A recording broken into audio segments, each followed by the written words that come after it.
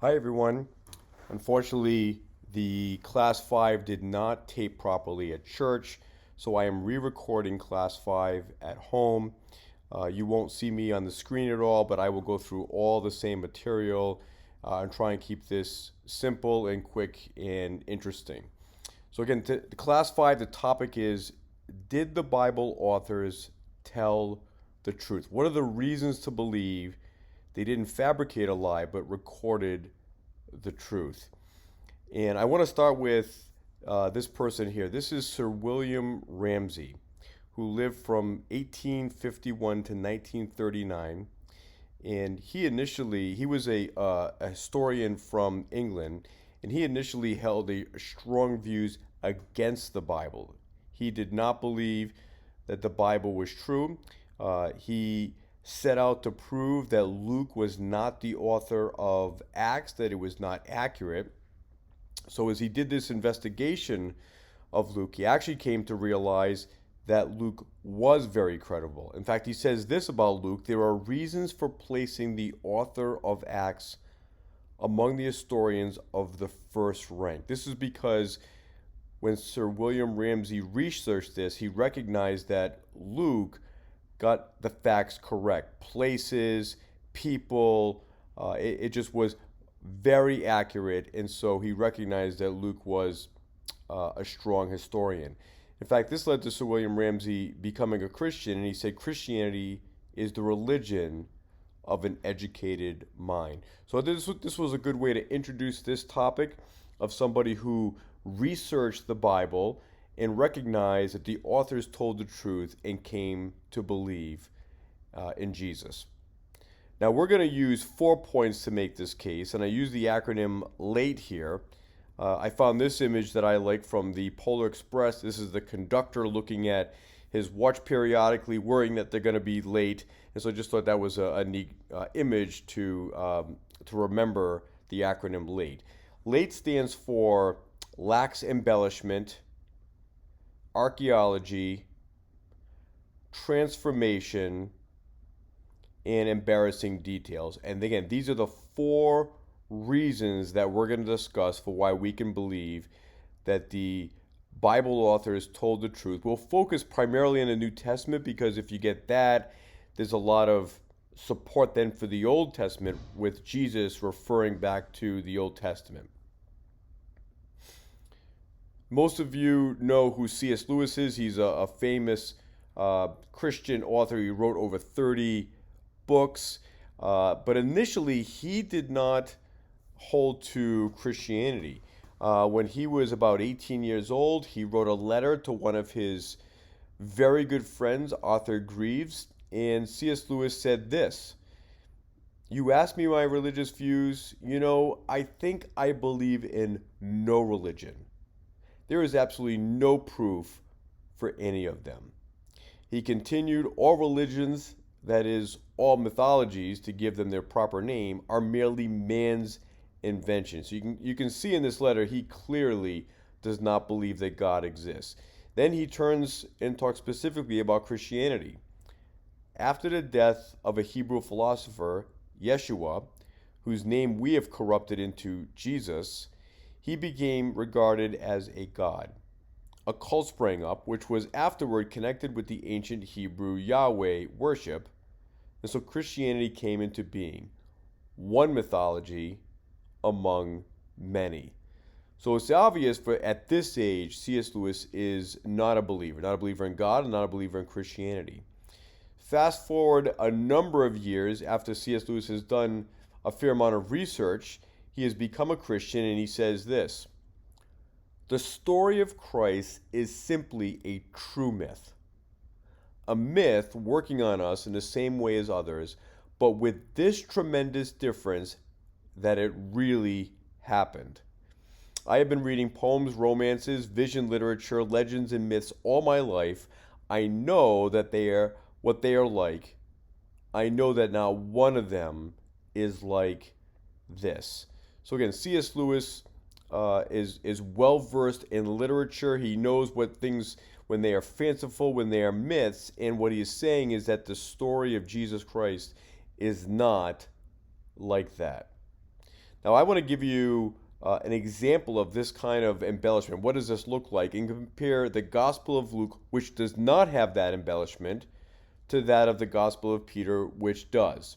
This is a little bit of reading, but I want you to see the differences. And we'll start with the Gospel of Luke. This is just an image of the women going to visit the tomb. And in the book of Luke, it says this: But on the first day of the week, at early dawn, they came to the tomb bringing the spices which they had prepared. And they found the stone rolled away from the tomb.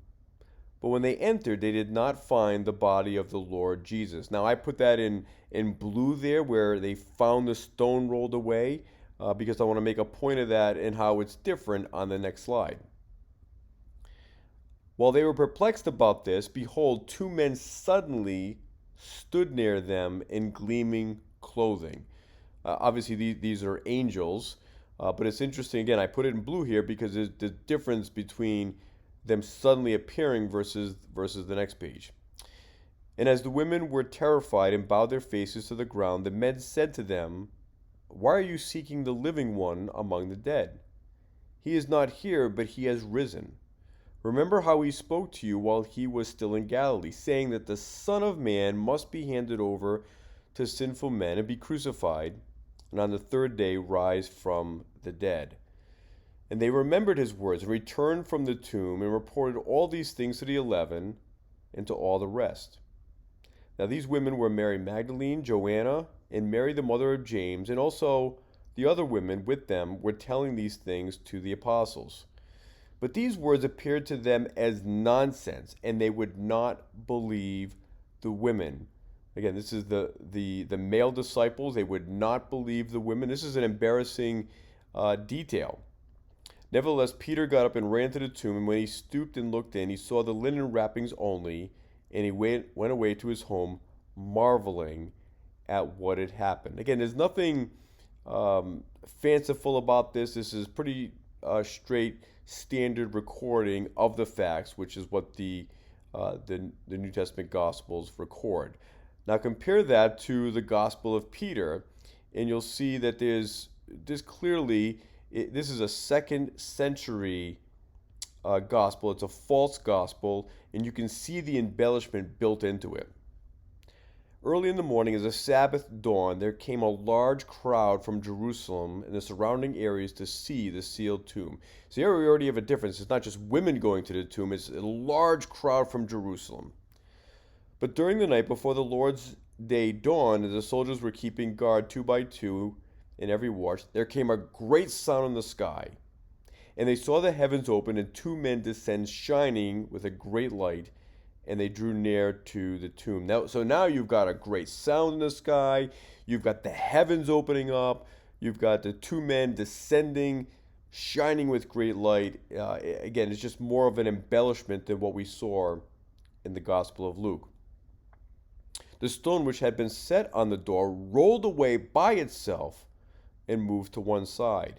Again, the prior page, they found the stone rolled away. Here, it's rolling away by itself. And the tomb was opened, and both of the young men went in. Now when these soldiers saw that, they woke up the centurion and the elders, for they also were keeping watch. While they were yet telling them the things which they had seen, they saw three men come out of the tomb, two of them sustaining the other one, and a cross following after them. The heads of the two they saw had heads that reached up to heaven, but the head of him that was led by them went beyond heaven. And they heard a voice out of the heavens saying, Have you preached unto them that sleep? The answer that was heard from the cross was yes. So here you've got heads reaching up to heaven, one beyond heaven, and a talking cross. Again, this is the kind of embellishment that happens when is from a second century document that was not simply recording the facts. So here C.S. Lewis says, I was by now too experienced in literary criticism to regard the Gospels as myths. They had not the mythical taste. And again, we've just saw that example how the Gospel of Luke is more matter of fact, straightforward. The Gospel of Peter is much more embellished. This is much earlier in the Gospel of Luke, but it's a good example of how he is recording historical facts. He says at the beginning of chapter 3, now in the 15th year of the reign of Tiberius Caesar, when Pontius Pilate was governor of Judea, and Herod was tetrarch of Galilee, and his brother Philip was tetrarch of the region of Iturea and Trachonitis, and Lysanias was tetrarch of Abilene, and the high priesthood of Annas and Caiaphas, the word of God came to John, the son of Zechariah, in the wilderness. Again, you can see just the way in which he's writing this. He's trying to get a precise time in which this took place and recording historical facts. One more reason to believe that the authors told the truth. Here's an example where Paul is writing in 1 Corinthians, and he distinguishes between God's words and his. He says here, "But to the married I give instructions, not I, but the Lord, that the wife is not to leave her husband, but if she does leave, she must remain unmarried or else be reconciled to her husband, that the husband is not to divorce his wife." Then he continues, "But to the rest I say, not the Lord, that if any brother has an unbelieving wife and she consents to live with him, he must not divorce her." Now the key here in this 1 Corinthians chapter 7 that's highlighted in blue is that Paul is differentiating between what his words are and the Lord's. Up top it's not I, but the Lord, and down below is I say, not the Lord. Now if Paul is simply fabricating this whole story, he can just simply say, well, this is all words from God. Instead, he's very careful to distinguish words that he received directly from the Lord and those in which he is providing, which I would still say are clearly inspired. All right, let's move on to the next section, which is archaeology, and I want to introduce this with a fun summary from Indiana Jones.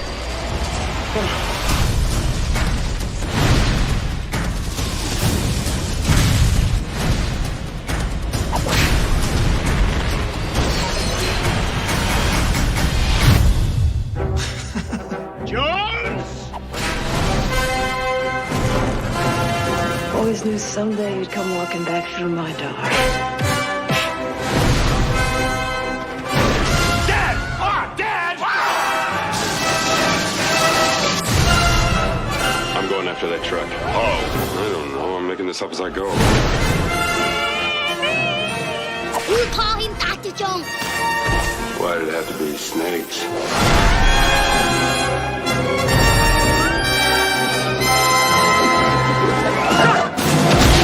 Trust me. All right, so let's talk about archaeology. And I want to compare the Bible against that of the Book of Mormon. So here's a summary from Nelson Glueck. He says, "It may be stated categorically that no archaeological discovery has ever controverted a biblical reference. Scores of archaeological findings have been made which confirm in clear outline or exact detail historical statements in the Bible." So in other words, there's been no archaeological discoveries that have gone against the Bible, but there's a number of them that have supported the Bible, is the point here. And this is different than the Book of Mormon. It says there aren't any discoveries of any of the names of characters mentioned in the 1,000-year span of American continental history chronicled in the Book of Mormon from 600 BC to 400 AD. So very different. A lot of support for the Bible and none here for the Book of Mormon. Now, also got a few examples here. We've got a couple of tablets that support the creation account in the Book of Genesis. This was discovered at Gersu. This was a tablet with a creation story that dates back to about 2900 BC. It is in the language from Sumeria, and basically the account here is that there was creation that took place, but subsequent to that, then the sun came into existence, then the moon came into existence, and other things. So you have this linear creation of events with the sun and moon coming later on that mirrored that of Genesis. Same thing with creation tablets discovered at Ebla. There were about 8,000 tablets discovered there, and 3 of them pertain to creation. And again, those have an account that's similar to Genesis in that there's a creation event, and then later on, the sun, the moon, vegetation, etc. Now, what skeptics might say is, well, this would be evidence that this was the creation account going on in the Middle East, and the Israelites copied these. And I would say that's not the case. I would say that the creation event occurred, and this was passed on verbally across different societies, different civilizations over time. And so it evolved in certain civilizations. Now, the Israelites was inspired by God. They recorded it accurately. But these other civilizations recorded a very similar creation account. And so this is support that the Israelites didn't fabricate this, but this was the actual account of what had transpired. And talking about the flood, there was an account from Atrahasis, 1900 BC. Again, this is not from the Israelites, but this account of the flood is very similar to that of in Genesis, that there are gods that want to destroy humans by a flood. One particular god warns a man, tells him to build a boat, which he does. The world floods, and then the boat lands on a mountain, and the survivor offers a sacrifice to God who saved him. Now, this isn't exactly like Genesis. In this account, you've got more than one God. And also the reason why the flood comes to destroy most of humankind is that they were overpopulated, making too much noise. It wasn't the biblical account where humankind had become depraved and very sinful, and they were being judged. So, but otherwise, a lot of the key points are very similar to that of the flood. The Epic of Gilgamesh, again, 2100 BC, very similar to there being a flood from a divine source and a man in a boat surviving that flood. The Sumerian kings list, this is a list of Sumerian kings, and the first 8 kings all have very long lifespans. And then there's a great flood, and then the king list continues, but not the same long time spans. So again, this mirrors the Bible in Genesis, where the lifespans were very long, and then after the flood, they were not. Yahweh inscription. This is at an Egyptian temple. That you can see that red rectangle there. This is in hieroglyphics. This is a little bit closer up. You can see all the way to the right these symbols and hieroglyphics. And really what it means is nomads of Yahweh. So this is the first reference to the Hebrew god Yahweh that was inscribed. Lament for the destruction of Ur. So this is an ancient recording of the city of Ur being destroyed. Well, why is this relevant to Christians? If you look at Genesis 11, it says, Terah took Abram his son, and Lot, the son of Haran, his grandson, and Sarai, his daughter-in-law, his son Abram's wife, and they went out together from Ur of the Chaldeans in order to enter the land of Canaan, and they went as far as Haran and settled there. So again, I've underlined it there, Ur. They left Ur. Now, who knows why Terah took his family and left? Maybe he saw the coming destruction of the city, but here he's clearly leaving it, and this is an artifact that records that Ur really did exist and eventually was destroyed. Dialogue between a man and his God. Again, this is an ancient artifact that was discovered. It is a poem that begins by describing the dire situation of the man, lamentation to his Lord the God, and his question about why he is suffering, since he does not know what sin or sins he committed. Near the end of the poem, the God states that he is creator, helper, protector, and provider of eternal life. And this is really strongly resembles that of the book of Job, where Job suffers and there is not he does not understand why he is suffering. Census of Quirinius. This is an artifact about this census. It's really an epitaph from Quintus Secundus, a Roman military officer, and it's around an order that Quirinius is giving to Quintus to conduct this census in Syria. Again, why is all this important? Well, if you look at Luke chapter 2, it says, "Now in those days a decree went out from Caesar Augustus that a census be taken of all the inhabited earth. This was the first census taken while Quirinius was governor of Syria." Ossuary of Joseph Caiaphas, the high priest. Again, this ossuary is a box to contain the bones of the deceased.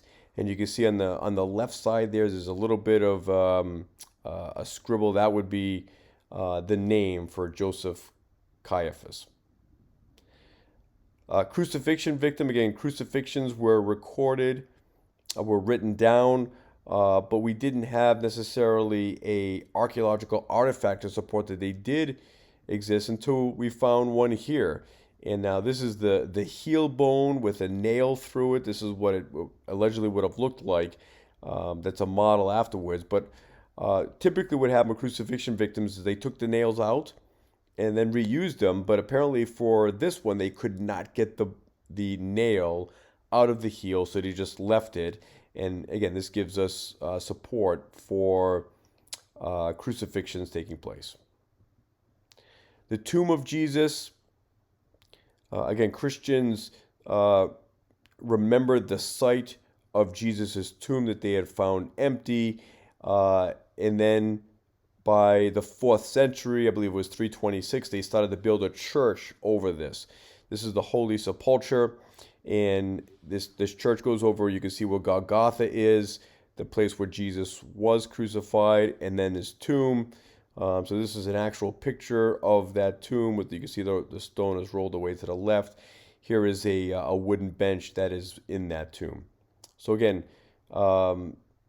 very important archaeological discovery.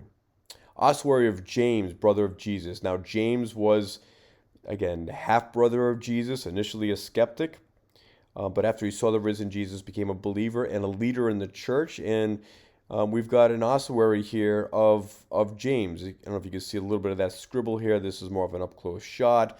This is the Hebrew associated with that. And again, you read this from right to left. So you've got James, or Jacob interpreted as James, son of Joseph, brother of Jesus. And it's and looking at, some of these are popular names, but the chances of getting all three of these names mashed up is highly unlikely unless it really was that of Jesus in the Bible, the brother of James, the son of Joseph. So let's move on now to transformation. I'm going to mention 2 points here. One point is why we can believe the New Testament authors told the truth is they abandoned long-held sacred beliefs, things that were essential to the very identity of Jews.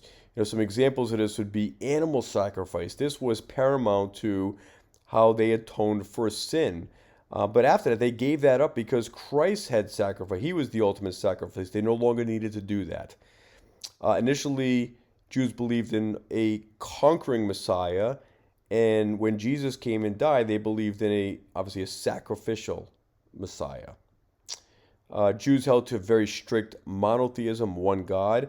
Christians also believe that, but they now understand the Trinity is that there's one God, but three persons, but still a different understanding of the nature of God. Jews held firmly to the Sabbath. Christians focused on Sunday worship. Jews held firmly to circumcision, and then after Jesus, Christians, baptism and communion were obviously essential. So this is one way in which the Christians, the disciples of Jesus, were really transformed in their beliefs. Another way is just that they were willing to die. You remember that they initially were afraid They were in fear of the Jews. Here you got in John 20, on the evening of that day, the first day of the week, the doors being locked where the disciples were for fear of the Jews. And at that point, Jesus came and stood among them and said to them, "Peace be with you."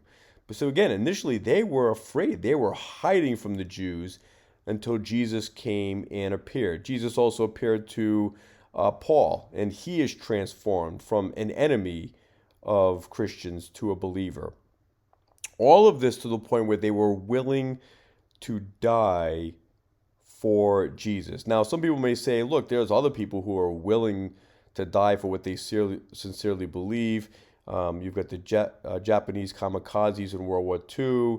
You've got Islamic terrorists in 9/11. There are some people who are willing to be martyrs. The difference is that the early disciples were in position to know whether in fact these beliefs were true or not, whether they were fabricating them or not. They would know whether they were lying, and there's not one example of any of them recanting and saying, "No, forget it, I was lying." So that's a little. It's not just sincerity; it's that they were sincere, and they knew that they were telling the truth. All right, let's move on to the last point here, and that is the principle of embarrassment. There are certain tools historians use to determine whether an author is telling the truth. One of them is, is it eyewitness testimony? Were they actually there and witnessing the event, or are there multiple layers between the sources? Is that testimony early? The earlier, the better. Something that's been, centuries out, that's, has less credence. Is there more than one source? Obviously, that's very important. Is there enemy attestation? So maybe a source that's not friendly to your general cause, but it admits certain facts that gives support for the account being true. And then finally, what we're going to focus on is embarrassing admissions. Is the author saying something that would be embarrassing to themselves or their cause that they would not otherwise include unless they were telling the truth? And that's the one we're going to focus on. Now, to really emphasize this point, I want to use an example to say that, let's say you were going on an interview, and this was not just any job, this was your dream job. You desperately want this job. Would you purposely tell embarrassing details about yourselves that were lies and still hope to get the job? No, I think none of us would do that. This is our dream job. We want people to trust us, to believe in us. We wouldn't purposely say embarrassing things that were not true at all. That would just paint us in a bad light, and we wouldn't get the job. Well, that's the same way with the New Testament authors. They wouldn't purposely tell embarrassing details. They wanted people to believe in the accounts that they were telling. Now, we can include embarrassing details about a number of examples in the Bible. Abraham lied twice about his wife. Noah got drunk. David committed adultery and had the father murdered. There's a number of examples of key figures in church doing something that is wrong, that's really embarrassing. But again, the authors do not shy away from that because they are simply recording history, recording truth. But we're just going to focus on Jesus. And some of the core elements of Jesus are: Jesus was a teacher, Jesus performed miracles, Jesus predicted his death and resurrection, saying he must suffer and die, and then Jesus rose from the dead and was worshipped by his first disciples. These are core to who Jesus is. And to keep this simple, we're just going to focus on the Gospel of Matthew and I'll give an example of each one of these. So first off, Jesus clearly was a teacher, taught from a number of parables, and Matthew 15 is one of them. And after the parable, Peter said to him, "Explain the parable to us." Jesus said, "Are you also still lacking in understanding?" In other words, are you not getting this? This is a little bit of I think, an embarrassing detail, especially this is not any disciple. This is Peter, This is the one of the leaders of the church, and Jesus is saying, are you just not getting this? Again, so I think adds credibility to the fact that Jesus was teaching in parables. Let's go to an example of a miracle. Again, there's more than one example we could provide here, but let's look at the one where Jesus calms the storm, and this is in Matthew 8. And behold, a violent storm developed on the sea, so that the boat was being covered by the waves, but Jesus himself was asleep. And they came to him and woke him, saying, Save us, Lord, we are perishing. He said to them, Why are you afraid, you men of little faith? Again, there's the embarrassing detail. Then he got up and rebuked the winds and the sea, and it became perfectly calm. So at the very end there's the miracle. There's Jesus controlling nature and calming the winds. But notice the embarrassing detail right before that. Why are you afraid, you men of little faith? Again, I think that's a good example of something that that the authors would not have included if they were simply fabricating this story. Jesus predicts his death and resurrection, Matthew 16.